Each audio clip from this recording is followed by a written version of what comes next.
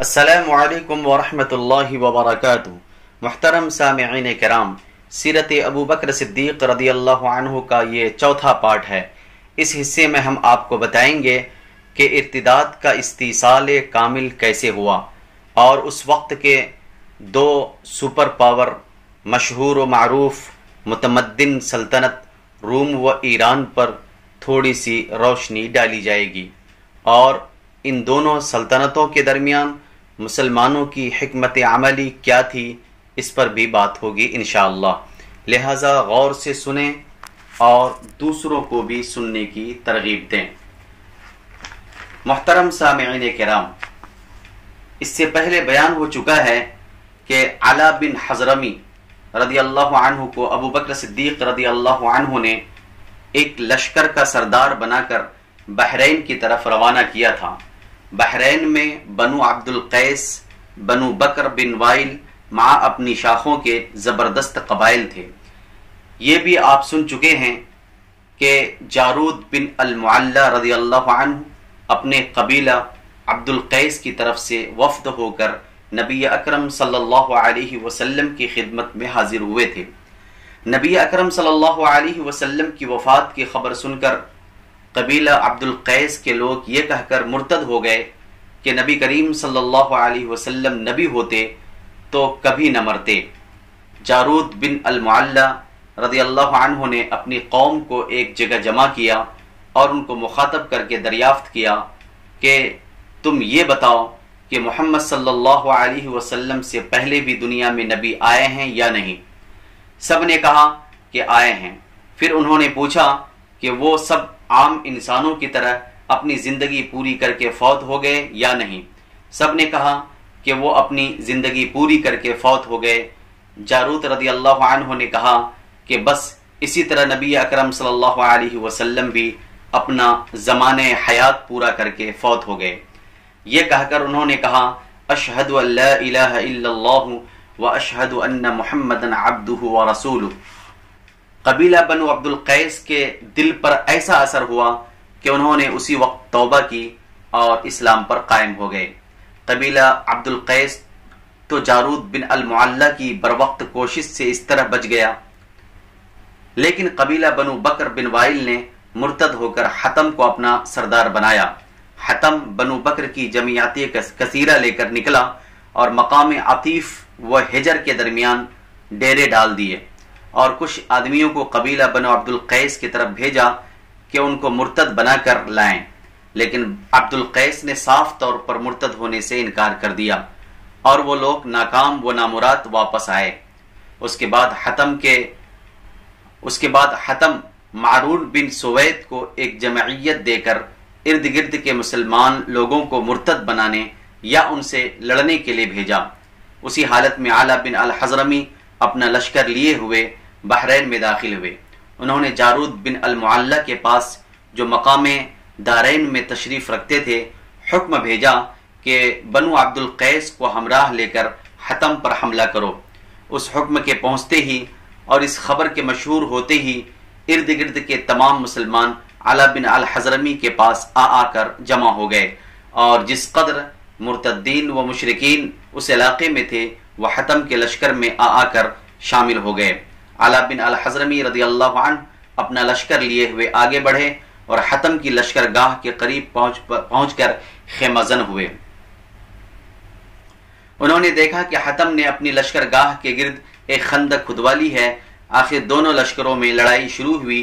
ایک مہینہ اسی حالت میں گزر گیا تو علا بن الحضرمی نے غازیان اسلام کو لے کر ایک زبردست حملہ آور ہوئے، اور بہادران اسلام خندق کو عبور کر کے لشکر گاہ کفار میں داخل ہو گئے۔ قیس بن عاصم رضی اللہ عنہ کے ہاتھ سے حتم مارا گیا، بہت سے مرتدین ہلاک ہوئے، باقی بھاگ نکلے۔ بھاگے ہوئوں کا تعاقب ہوا اور بالآخر رفتہ رفتہ سب اسلام کی طرف لوٹ آئے۔ مذکورہ بالا جنگ میں مسلمانوں کے ہاتھ بہت سا مال غنیمت آیا، جس سے لشکر اسلام کی حالت خوب درست ہو گئی۔ لقید بن مالک، اس سے پہلے بیان ہو چکا ہے کہ ابو بکر صدیق رضی اللہ عنہ نے حذیفہ بن حسن رضی اللہ عنہ کو عمان کی جانب اور عرفجہ بن حرثمہ رضی اللہ عنہ کو اہل مہرہ کی جانب روانہ کیا تھا، اور دونوں کو ساتھ رہنے کا حکم ہوا تھا۔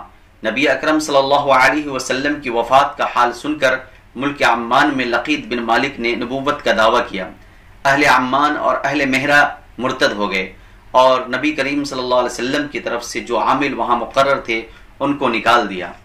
حذیفہ بن محسن حمیری رضی اللہ عنہ کو صدیق اکبر نے حکم دیا تھا کہ اول عمان کی طرف جانا، وہاں کی مہم سے فارغ ہو کر مہرہ کی جانب متوجہ ہو جانا۔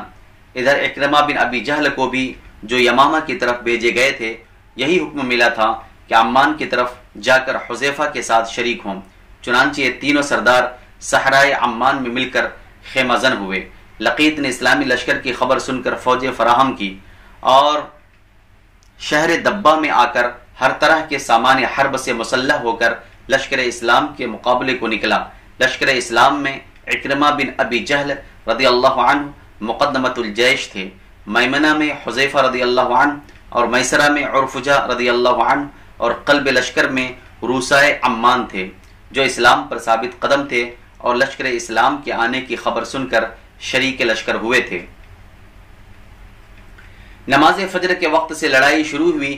اسلامی لشکر نشیبی زمین میں تھا اور دشمنوں کو بلند زمین پر موقع مل گیا تھا۔ ابتداءً جنگ کا عنوان مسلمانوں کے خلاف اور شکست کے آثار نمایاں تھے۔ لقیط نے بڑی بہادری کے ساتھ لشکر اسلام پر حملے کیے۔ آخر لڑائی کا رنگ تبدیل ہوا اور مسلمانوں نے صبر و استقامت سے کام لے کر دشمنوں کو پیچھے ہٹایا۔ دشمن منہ موڑ کر بھاگے اور مسلمانوں کو فتح عظیم حاصل ہوئی۔ اس لڑائی میں 10,000 دشمن مقتول ہوئے اور 4,000 گرفتار ہو کر مسلمانوں کی قید میں آئے۔ اسی تناسب سے مال غنیمت لے کر مدینے میں آئے اور اکرمہ رضی اللہ عنہ مہرہ کی جانب روانہ ہوئے۔ چند روز کے بعد تمام عمان میں اسلام قائم ہو گیا۔ فالحمدللہ علی ذلک۔ ردت مہرہ میں عمان کے کچھ لوگ مقیم تھے، ان کے علاوہ بنو عبد القیس کے لوگ بھی وہاں موجود تھے۔ ازد اور بنی سعد وغیرہ قبائل بھی وہاں آباد تھے۔ یہ سب کے سب مرتد ہو کر ریاست و امارت کے معاملے میں دو گروہوں کے اندر منقسم ہو کر آپس میں لڑائی جھگڑا کر رہے تھے۔ اکرمہ نے مہرہ میں پہنچ کر ان لوگوں کو اسلام کی دعوت دی۔ ان میں سے ایک گروہ نے اسلام قبول کر لیا، دوسرے نے، جس کا سردار مسیح تھا، اسلام قبول کرنے سے انکار اور اپنے ارتداد پر اصرار کیا۔ اکرمہ رضی اللہ عنہ نے مسلم گروہ کو اپنے ساتھ لے کر مرتدین پر حملہ کیا اور شکست فاش دے کر ان کے سردار کو قتل کر دیا۔ اس فتح کا نواحی علاقوں پر خاص اثر پڑا۔ ارد گرد کے تمام قبائل بخوشی اسلام میں داخل ہو گئے۔ اکرمہ رضی اللہ عنہ نے مال غنیمت کے ساتھ اسلامی کامیابیوں کی مفصل کیفیت لکھ کر ابو بکر صدیق رضی اللہ عنہ کی خدمت میں بھیجی۔ وہاں سے جواب آیا کہ تم یمن کی طرف روانہ ہو کر مہاجر بن امیہ رضی اللہ عنہ کے لشکر میں شریک ہو جاؤ۔ ردت یمن۔ اسود عنسی کا ذکر اس سے پہلے گزر چکا ہے کہ اس نے ملک یمن میں نبوت کا دعویٰ کر کے قریباً تمام ملک میں بد امنی پیدا کر دی تھی، لیکن وہ نبی اکرم صلی اللہ علیہ وسلم کے زمانے حیات میں ہی مقتول ہو کر اپنے کیفر کردار کو پہنچ چکا تھا، اور ملک یمن میں ارتداد کے بعد پھر اسلام پھیلنے لگا تھا۔ ابھی تک پورے طور پر مطلع صاف نہ ہوا تھا کہ نبی اکرم صلی اللہ علیہ وسلم کی وفات ہو گئی۔ اس خبر کے مشہور ہوتے ہی تمام ملک یمن میں پھر وبائے ارتداد پھیل گئی۔ اس مرتبہ مرتدین یمن کے دو مشہور سردار تھے، ایک قیس بن مکشوح، دوسرا عمرو بن معدی کرب۔ یمن کے مسلمانوں کو مرتدین یمن نے بہت ستایا۔ چھوٹی چھوٹی لڑائیوں کا سلسلہ جاری رہا۔ مسلمان جو تعداد میں بالکل بے حقیقت تھے وہ علاقوں کو خالی کرتے ہوئے ہٹ آئے تھے۔ ابو بکر صدیق رضی اللہ عنہ نے، جیسا کہ اس سے پہلے ذکر ہو چکا ہے، کہ یمن کے علاقہ صنعاء کی طرف مہاجر بن ابی امیہ رضی اللہ عنہ کو ایک لشکر کے ساتھ روانہ کیا تھا۔ مہاجر بن ابی امیہ مدینے سے روانہ ہو کر راستے میں مکہ و طائف سے مسلمانوں کی جمعیت کو ہمراہ لیتے ہوئے نہایت تیز رفتاری سے علاقہ نجران میں داخل ہو کر خیمہ زن ہوئے۔ قیس و عمرو کو مہاجر کے حملہ آور ہونے کی اطلاع پہلے ہی سے پہنچ چکی تھی، وہ بھی نجران میں ان کی مدد کے منتظر تھے۔ عمرو بن معدی کرب ایک مشہور سردار تھا جس کی صف شکنی اور حریف افغانی کی تمام ملک میں دھاک بیٹھی ہوئی تھی۔ مہاجر رضی اللہ عنہ نے دشمنوں کی بے قیاس و لا تعداد افواج میں اپنے آپ کو محصور دیکھ کر اپنے ہمراہیوں کو جرأت و غیرت دلائی اور ان کی ہمت بڑھائی۔ پھر مرتدین پر حملہ آور ہوئے، نہایت سخت معرکہ ہوا، بالآخر اہل اسلام کو غلبہ حاصل ہوا۔ قیس و عمرو دونوں سردار گرفتار ہو کر مسلمانوں کی قید میں آئے۔ بہت سے مرتدین ہلاک و گرفتار اور بقیت السیف فرار کی عار گوارا کرنے پر مجبور ہوئے۔ قیس و عمرو کو مدینہ منورہ کی طرف ابو بکر صدیق رضی اللہ عنہ کی خدمت میں روانہ کیا۔ مدینہ منورہ میں پہنچ کر دونوں نے اپنے ارتداد سے پشیمانی کا اظہار کیا اور بخوشی اسلام قبول کر کے قید سے آزاد اور بحکم صدیقی یمن کی طرف مراجعت فرما ہوئے۔ مہاجر بن ابی امیہ نجران کی جنگ میں مرتدین یمن کی کمر توڑ کر آگے بڑھے اور صنعاء میں پہنچ کر اس جگہ کے ان مرتدین کو جو برسر مقابلہ آئے شکست پر شکست دے کر تمام علاقے کو پاک صاف کر دیا۔ اسی جگہ اکرمہ بن ابی جہل آ کر شریک لشکر ہوئے۔ یہاں سے ابو بکر صدیق رضی اللہ عنہ کے حکم کے موافق دونوں سردار بنو کندا کی سرکوبی کے لیے بڑھے۔ بنو کندا نے اشعث بن قیس کو اپنا سردار بنا کر لشکر اسلام کے مقابلے کی زبردست تیاریاں کی تھی اور روز بروز ان کی جمعیت میں اضافہ ہو رہا تھا۔ یہ خبر سن کر مہاجر بن ابی امیہ نے لشکر اسلام میں سے تیز رفتار سواروں کا ایک دستہ منتخب کر کے اپنے ہمراہ لیا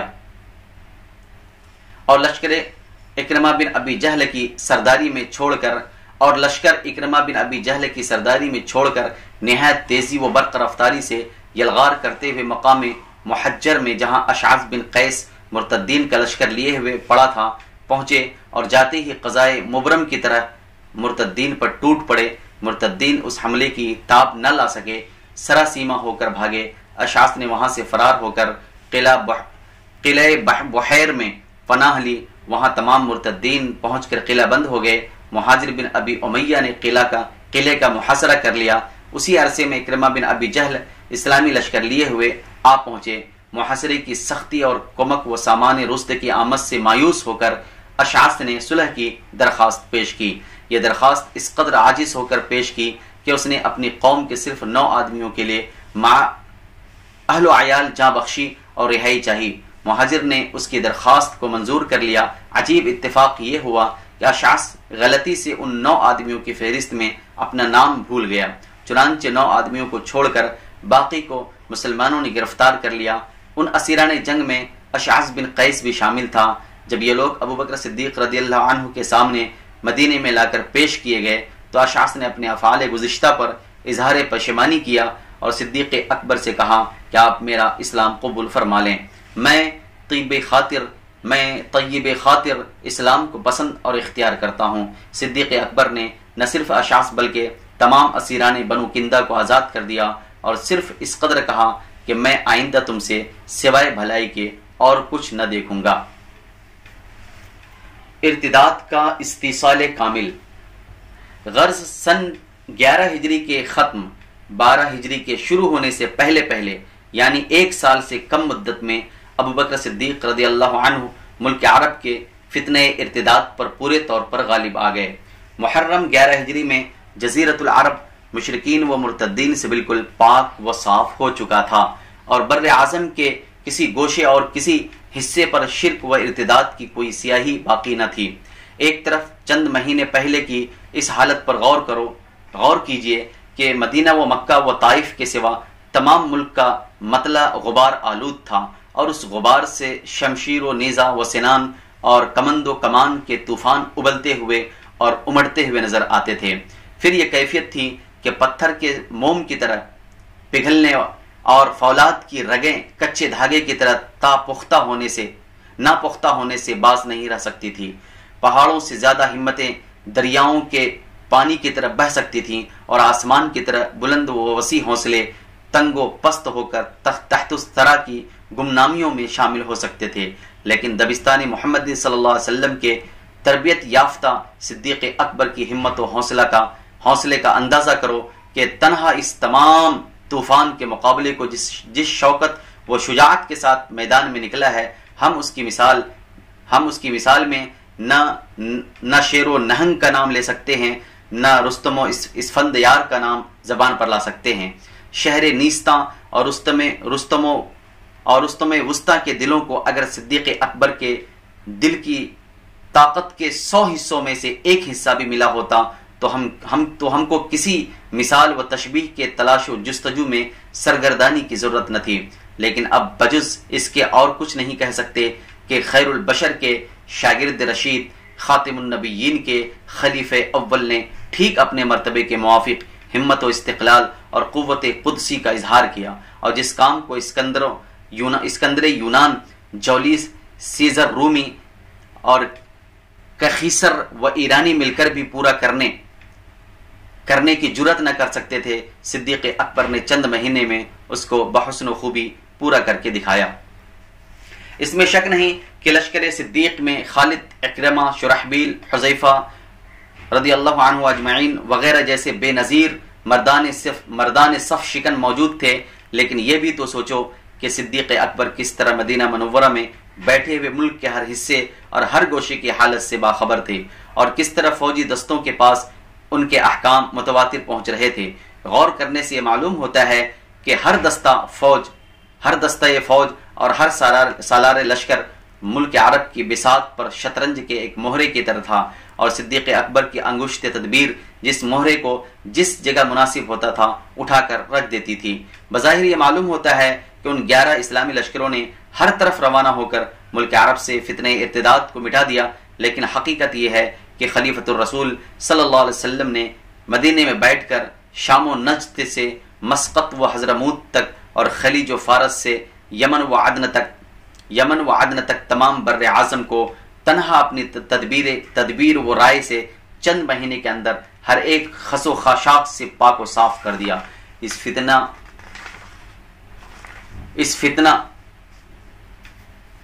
ہمت شکن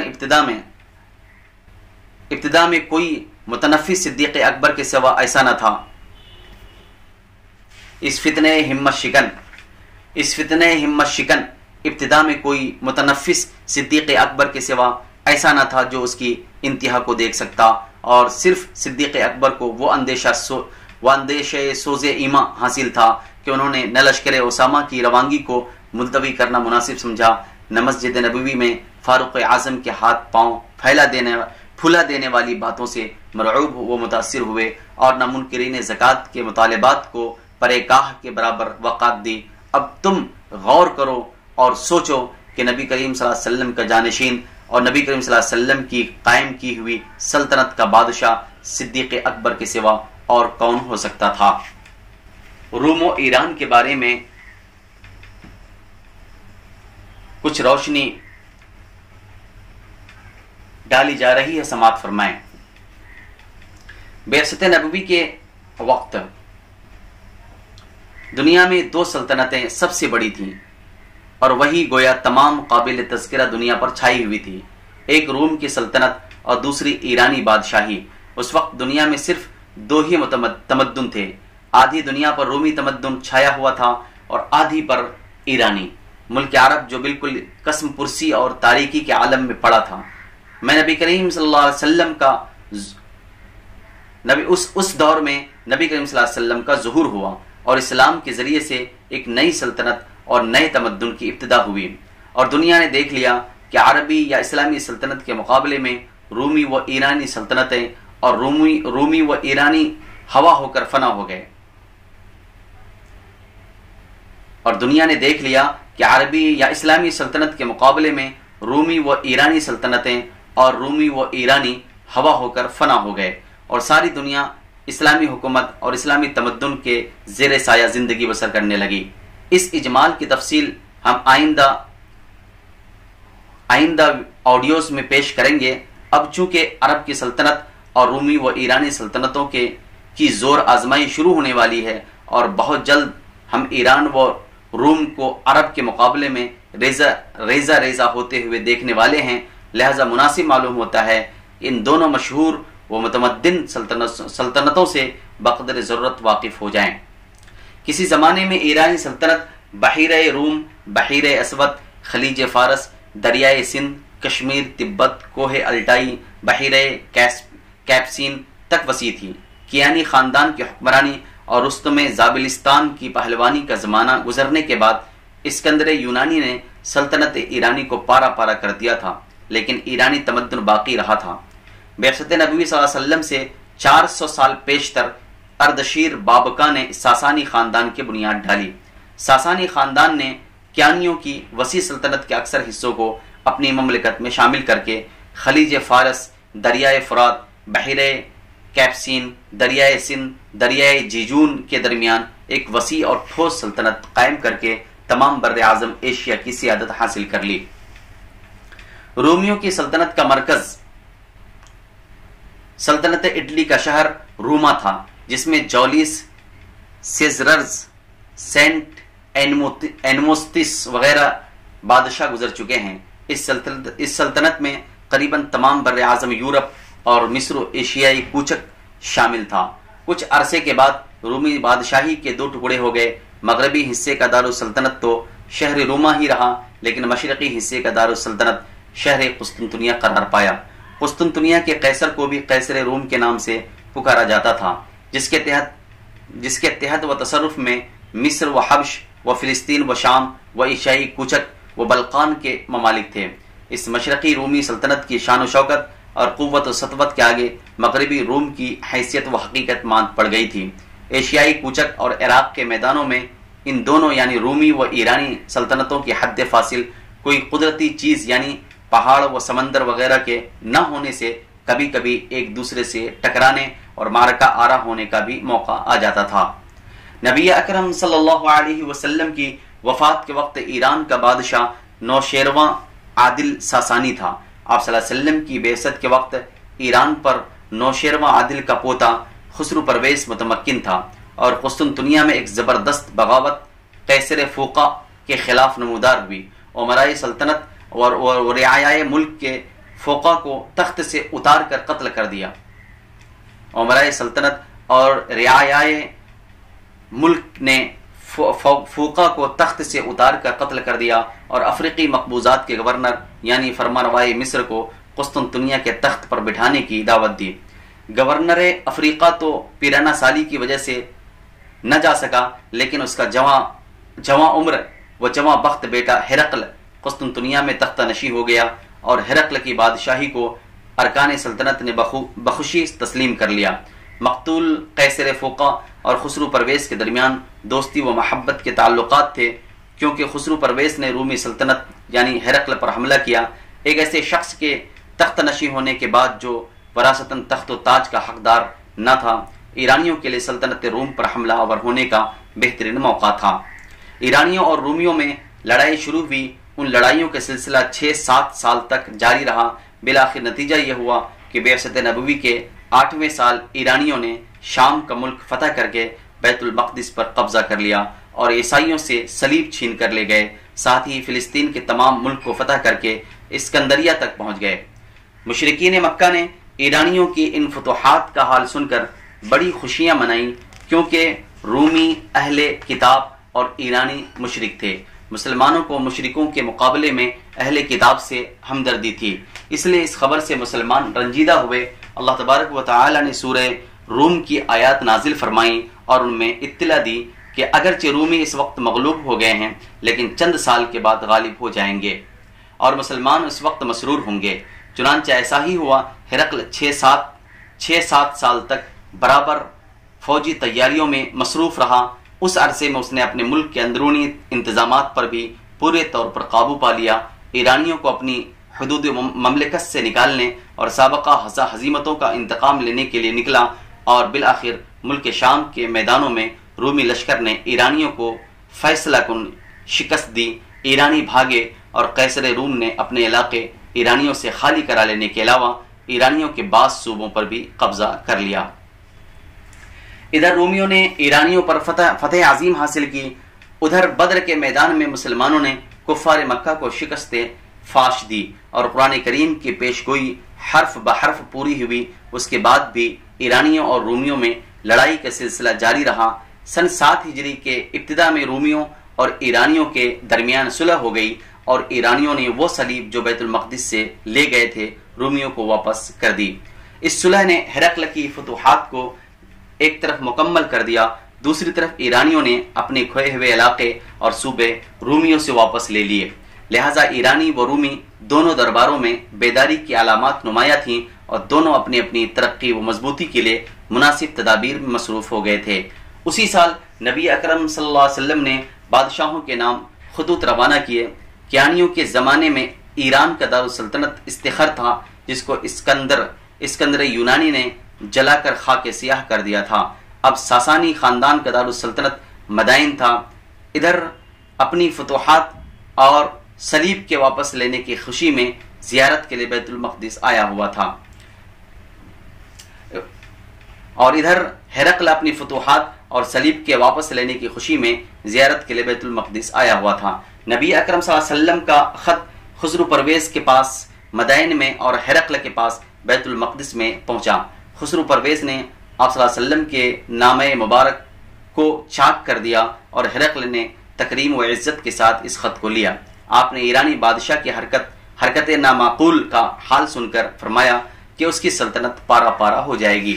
خسرو پرویز نے یہی نہیں کہ آپ کے خط اور قاصد کے ساتھ گستاخی کی، بلکہ اپنے عامل بازان والی یمن کو لکھا کہ اس عربی پیغمبر محمد کو گرفتار کر کے ہمارے پاس بھیج دو۔ بازان نے 2 آدمی مدینے میں بھیجے، وہ دونوں خدمت نبوی میں حاضر ہوئے اور خسرو پرویز کے حکم کی اطلاع دی۔ نبی اکرم صلی اللہ علیہ وسلم نے فرمایا کہ جس کو اپنا معبود سمجھتے ہو، یعنی خسرو پرویز، وہ رات اپنے بیٹے کے ہاتھ سے مارا گیا۔ یہ دونوں جب بازان کے پاس واپس پہنچے تو وہاں مدائن سے اطلاع پہنچی کہ خسرو پرویز کو اس کے بیٹے شیرویا نے قتل کر دیا ہے۔ یہ واقعہ ٹھیک اسی رات کا تھا جس رات کی نسبت نبی کریم صلی اللہ علیہ وسلم نے فرمایا۔ بازان گورنر یمن مسلمان ہو گیا اور اس طرح ملک یمن میں بہت جلد اسلام پھیل گیا۔ نبی اکرم صلی اللہ علیہ وسلم نے بازان ہی کو یمن کا عامل رکھا۔ شیرویا کو اس قدر مہلت نہ ملی کہ وہ اندرونی جھگڑوں سے فارغ ہو کر عرب اور مسلمانوں کی طرف متوجہ ہوتا۔ چند روز کے بعد اس کی جگہ اس کا کمسن تخت ایران پر بٹھایا گیا، جس کا نام اردشیر تھا۔ اس کمسن اردشیر کو ایرانی سپہ سالار شہریار نامی نے چند مہینے کے بعد قتل کر کے خود تخت سلطنت پر جلوس کیا۔ چند روز کے بعد ارکان سلطنت نے اس کو قتل کر کے شیرویا کی بہن اور خسرو پرویز کی بیٹی بوران کو تخت پر بٹھایا، جو صرف 1 سال چند ماہ حکمراں رہی۔ اسی کے زمانے میں نبی اکرم صلی اللہ علیہ وسلم نے وفات پائی۔ بوران کے بعد کئی نوعمر لڑکے اور عورتیں یکے بعد دیگرے تخت نشین ہوئیں۔ آخر میں یزدجرد تخت نشین ہوا، جس کے زمانے میں ایران پر مسلمانوں کا قبضہ ہوا۔ غرض جس روز سے خسرو پرویز نے نامہ نبوی چاک کیا تھا، اسی روز سے ایرانی سلطنت کا قصر رفیع قدرتی طور پر منہدم ہونا شروع ہو گیا تھا، اور ایران کے تخت پر بجائے ملک گیر و ملک دار عالی ہمت بادشاہوں کے لڑکوں اور عورتوں نے قبضہ پا لیا تھا۔ ایرانی سلطنت کے قبضے سے اس کا ایک صوبہ یعنی یمن کا ملک نکل چکا تھا، اس لیے ایرانیوں کو مسلمانوں سے اور بھی زیادہ عداوت ہو گئی تھی۔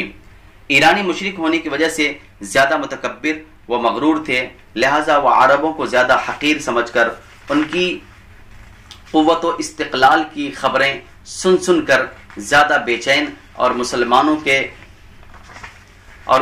کے استیصال پر زیادہ آمادہ تھے۔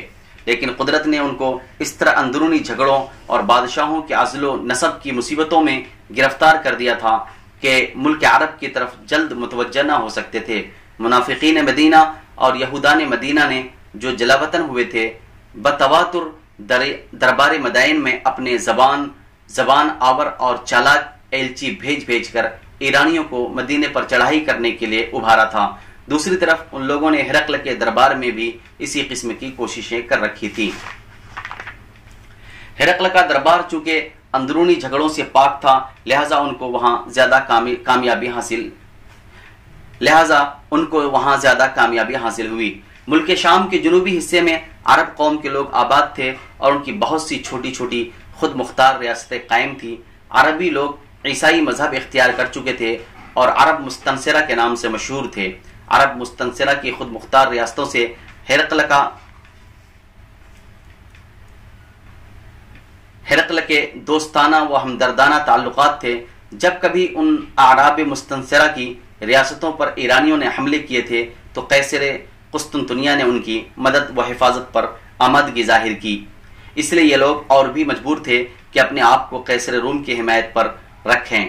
چونکہ عربی النسل ہونے کے سبب سے یہ لوگ زیادہ بہادر تھے، اس لیے قیصر روم ان کے وجود کو زیادہ قیمتی سمجھتا تھا اور ضرورت کے وقت ان کی جنگ جویانہ قابلیتوں سے فائدہ اٹھایا کرتا تھا. ملک عرب میں جو ایک اسلامی سلطنت قائم ہو چکی تھی، اس اسلامی سلطنت اور قیصر روم کی سلطنت کے درمیان عرب مستنصرہ کی ریاستیں حد فاصل تھیں.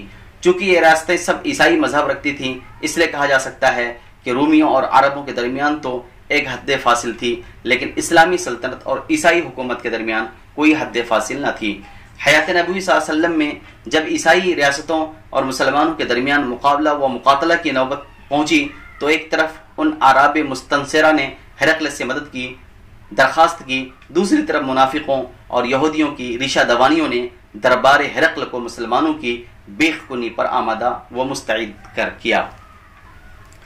نبی اکرم صلی اللہ علیہ وسلم نے جس زمانے میں ہرقل کے پاس خط بھیجا تھا، اسی زمانے میں بصرہ و دمشق کے رئیسوں کی طرف بھی خط روانہ کیے تھے، لیکن ان دونوں نے نبی کریم صلی اللہ علیہ وسلم کے ایلچیوں کے ساتھ برا برتاؤ کیا تھا. چنانچہ بصرہ کے حاکم شرحبیل نے تو نبی کریم صلی اللہ علیہ وسلم کے ایلچی حارث رضی اللہ عنہ کو شہید کر دیا تھا. نبی کریم صلی اللہ علیہ وسلم نے زید بن حارث رضی اللہ عنہ کو شرحبیل بن عمرو غسانی سے حارث رضی اللہ عنہ کا انتقام لینے کے لیے روانہ کیا، اور جنگ موتا میں زید، جعفر، عبداللہ بن رواحہ رضی اللہ عنہ اجمعین شہید ہوئے اور خالد بن ولید رضی اللہ عنہ نے لڑائی کی حالت کو سنبھالا. اس جنگ میں ہرقل کی فوجوں نے شرحبیل غسانی کی حمایت میں مسلمانوں کا مقابلہ کیا. رومیوں نے اس کے بعد ملک عرب پر چڑھائی کی اور نبی کریم صلی اللہ علیہ وسلم کو خود چشمے تبوک تک لشکر لے کر جانا پڑا. اس وقت رومی سامنے سے ٹل گئے اور کوئی بڑی لڑائی نہ ہوئی، بلکہ انہیں اعراب مستنصرہ کی ریاستوں سے جزیہ لے کر اور ان پر روب قائم کر کے نبی صلی اللہ علیہ وسلم واپس تشریف لائے. تو خبر سنی کہ ہرقل ملک عرب پر حملے کی تیاریاں کر رہا ہے اور سرحد شام پر فوجیں جمع ہو رہی ہیں. آپ نے اسامہ بن زید رضی اللہ عنہ کو اس طرف روانہ کیا، لیکن آپ صلی اللہ علیہ وسلم کی علالت کی وجہ سے یہ لشکر مدینے کے باہر رکا رہا اور آخر ابو بکر صدیق رضی اللہ عنہ نے خلیفہ ہو کر اس لشکر کو روانہ کیا. یہ لشکر سرحد شام تک گیا اور وہاں کے سرکش و باغی رؤساء کو درست کر کے واپس چلا آیا. معزز سامعین کرام، ہرقل کی فوجوں سے اس لیے مقابلہ پیش نہ آیا کہ رؤسائے عرب مستنصرہ میں سے بعض بطیب خاطر اسلام کو حق سمجھ کر تسلیم کر چکے تھے، اور ہرقل متأمل تھا کہ یہ سرحدی ریاستیں اسلام میں داخل ہونے والی ہیں یا عیسائیت پر قائم رہ کر مسلمانوں کے مقابلے پر مستعد ہونے والی ہیں. محض ان ریاستوں کی وجہ سے جو کئی بار اسلامی طاقت کے نظارے دیکھ چکی تھیں اور اصول اسلامی سے واقف ہو کر اسلام کی طرف مائل نظر آتی تھیں، ہرقل کو لڑائی کے لیے اقدام میں تأمل تھا. وہ خود بھی اسلامی صداقت کا دلی طور پر معترف تھا، لہذا ایک طرف مسلمانوں کی ترقی اس کے لیے زوال سلطنت کا پیغام تھا اور وہ مسلمانوں کی طاقت کو پیش از خطرہ مٹا دینا چاہتا تھا. دوسری طرف چونکہ اس کو انجام اور نتیجہ مشتبہ نظر آتا تھا، لہذا بہترین موقع کے انتظار میں وہ جنگ کو ٹالتا تھا. بہرحال وہ ہرقل جو ایرانیوں کی عظیم الشان بادشاہی کو نیچا دکھا چکا تھا، وہ ہمتاً اسلامی طاقت کو برباد کرنے کی طرف متوجہ تھا اور کسی مناسب موقع کو ہاتھ سے گنوا دینے والا نہ تھا. نبی کریم صلی اللہ علیہ وسلم کی وفات کے بعد جو تمام ملک عرب میں بدامنی و ہلچل پیدا ہوئی تو ایک طرف ایرانیوں نے، دوسری طرف رومیوں نے ان خبروں کو بڑے اطمینان و مسرت کے ساتھ سنا. دنیا میں پہلی ہی مرتبہ تمام بر اعظم عرب نے ایک سلطنت اور ایک متحدہ طاقت کی شکل میں اپنے آپ کو جلوہ افروز کیا تھا، اور اسی لیے رومیوں اور ایرانیوں کے درباروں نے اس ملک کو غور و التفات اور فکر و تردد کی نگاہ سے دیکھا تھا. اور یہ دونوں حکومتیں بجائے خود الگ الگ اس جدید عربی طاقت یعنی حکومت اسلام کو مٹا دینے اور فنا کر دینے پر آمادہ تھیں. وفات نبوی کی خبر کے ساتھ ہی ارتداد کی خبروں نے ان دونوں حکومتوں کو بتا دیا تھا کہ ملک عرب کو پامال کرنے اور آئندہ خطرات کے مٹا دینے کا یہ بہترین وقت ہے. چنانچہ ایک طرف ہرقل کی فوجیں شام میں اور دوسری طرف ایران کی فوجیں عراق میں جمع ہونے لگیں۔ ابو بکر صدیق رضی اللہ عنہ کی معال اندیشی، ظرف نگاہی، موقع شناسی اور مستعدی کا اس طرح بھی اندازہ ہو سکتا ہے کہ انہوں نے فتنہ ارتداد کو جلد سے جلد مٹایا اور اس فتنے کے فروغ کرنے کے بعد ایک دن بھی ضائع کیے بغیر فوراً رومیوں اور ایرانیوں کو روکنے اور مدافعت کرنے کے لیے تمام ملک عرب کو آمادہ کر لیا۔